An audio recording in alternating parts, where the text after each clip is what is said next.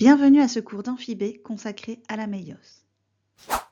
La méiose est une division cellulaire qui va permettre de diviser de moitié le matériel génétique transmis par une cellule à ses cellules filles. Chez les animaux, la méiose va donc conduire à la production de gamètes dont la ploïdie, c'est-à-dire le nombre de chromosomes présents dans la cellule, est réduit de moitié par rapport aux cellules germinales. Cette réduction est nécessaire pour maintenir le karyotype de l'espèce au fil des générations. En effet, l'union des gamètes conduit à la production d'une cellule œuf contenant le matériel génétique transmis par chacun des parents. Si l'on ne divisait pas au préalable la quantité d'ADN présent dans le gamète, alors au moment de la fécondation, on aurait un doublement de la quantité de matériel génétique présent dans la cellule œuf à l'origine du nouvel individu. Par exemple, pour l'homme qui possède 23 paires de chromosomes, on se retrouverait avec un individu présentant 46 paires de chromosomes à la génération suivante, puis 92 encore après, et ainsi de suite. La méiose permet donc d'éviter cela en faisant en sorte que chaque parent produise des gamètes avec un patrimoine génétique divisé par 2. Dans le cas de l'homme, au lieu d'avoir des paires de chromosomes, on a uniquement un exemplaire de chaque chromosome présent dans les gamètes. Les gamètes sont donc des cellules haploïdes. Au moment de la fécondation, c'est-à-dire lors de l'union des gamètes de l'homme et de la femme, la cellule œuf produite contient alors 23 paires de chromosomes. Le karyotype des parents est donc bien maintenu dans cette nouvelle génération. Avant de poursuivre, faisons un point sur la terminologie. Lors de la fécondation, les gamètes des deux parents vont unir leur matériel génétique. Suite à la fusion des gamètes haploïdes, la cellule œuf à l'origine d'un nouvel individu est donc diploïde. Elle présente chaque chromosome en 2 exemplaires, l'un provenant de la mère et l'autre du père. Les chromosomes de chaque père sont dits homologues. Ils ont une forme et un contenu génétique similaires. C'est-à-dire que sur un chromosome donné se situent des gènes codant pour des protéines effectuant des fonctions particulières dans l'organisme. Donc ici, dans le schéma du karyotype humain, vous avez bien 23 paires de chromosomes. Donc ce chromosome-ci et ce chromosome-ci sont homologues, et ainsi de suite. Lorsqu'une cellule n'est pas en division, son matériel génétique se trouve sous forme décondensée. Lorsque la cellule se prépare à se diviser, elle va répliquer son matériel génétique. On passe d'un chromosome simple, c'est-à-dire un filament d'ADN double brin, à un chromosome double contenant 2 exemplaires du filament d'ADN double brin unis au niveau du centromère. De plus, la cellule va fortement condenser son matériel génétique pour faciliter sa distribution dans les cellules filles. La division cellulaire présente différentes étapes. Vous allez avoir une réplication du matériel génétique, donc on va passer de chromosomes simples à des chromosomes doubles. Puis va intervenir l'étape de méiose.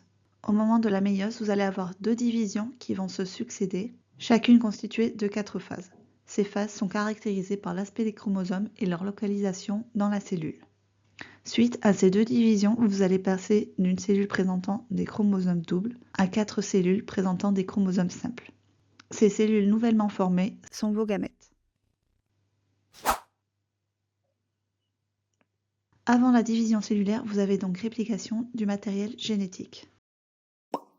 À ce matériel génétique va venir s'unir ce que l'on appelle le fuseau méiotique. Votre fuseau méiotique est constitué de microtubules qui vont venir s'attacher aux kinétochores, qui sont des protéines situées au niveau du centromère de vos chromosomes.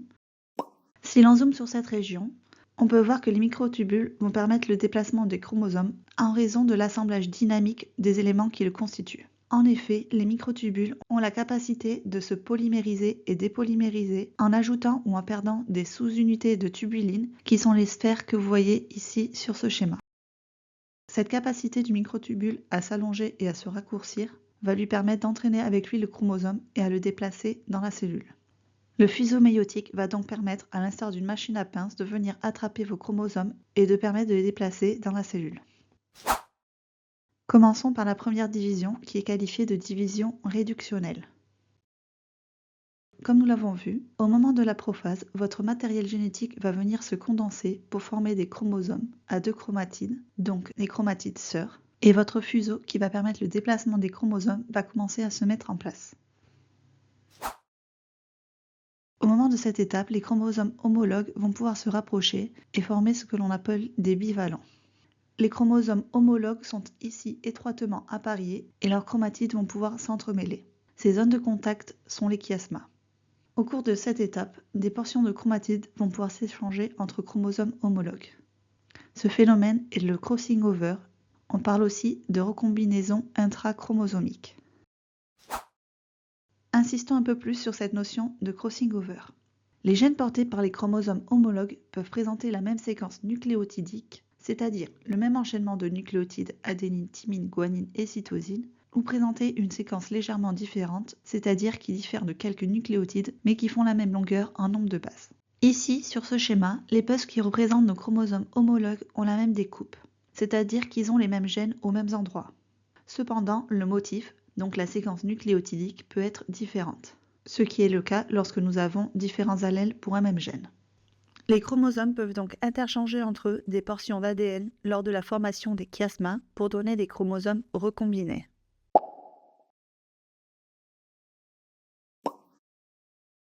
Suite au phénomène de crossing over, les chromosomes homologues ont pu échanger entre eux des portions de chromatides permettant de former des chromosomes recombinés.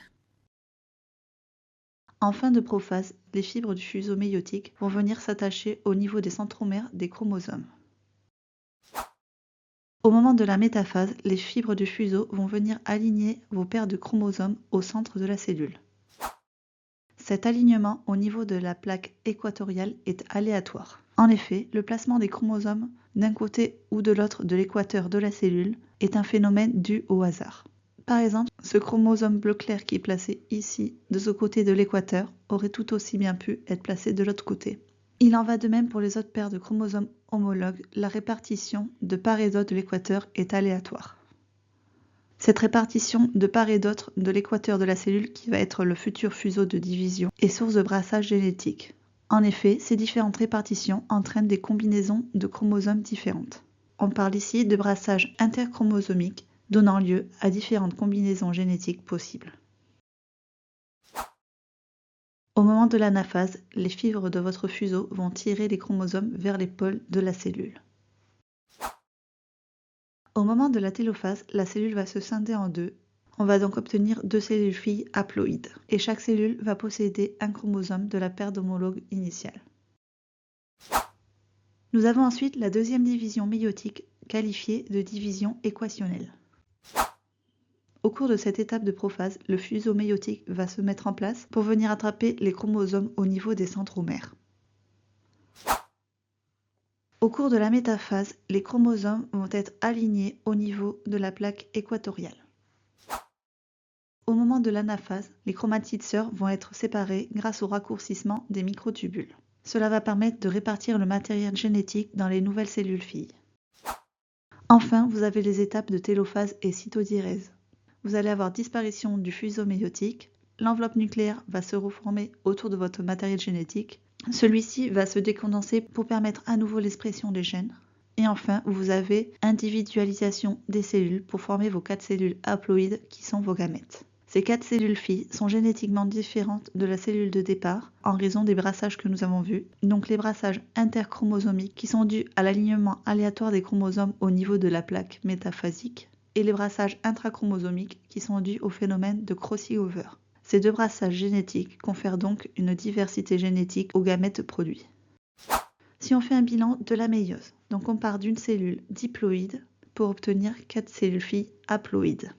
Pour ce faire, avant l'étape de méiose, nous avons une réplication du matériel génétique. Vous passez de chromosomes simples à des chromosomes doubles à 2 chromatides. Donc ici sur ce graphique, vous avez un doublement de la quantité d'ADN. Vous passez de chromosomes à une chromatide à des chromosomes à 2 chromatides. Suite à cette étape de réplication, vous allez avoir vos 2 divisions de méiose. Pour la première division de méiose, ce sont les membres d'une paire de chromosomes homologues qui vont se séparer. Vous passez donc de cellules diploïdes à des cellules haploïdes. Donc ici sur le graphique, vous avez bien une diminution de votre quantité d'ADN. Suite à cette première division de méiose, vous avez une deuxième division qui cette fois-ci va séparer les chromatides sœurs. Suite à cette deuxième division de méiose, vous obtenez vos 4 cellules haploïdes qui sont génétiquement différentes de la cellule de départ en raison des brassages génétiques qui ont eu lieu, le brassage interchromosomique et le brassage intrachromosomique. J'espère que ce cours vous aura été utile. N'hésitez pas à liker et à vous abonner pour plus de contenu similaire.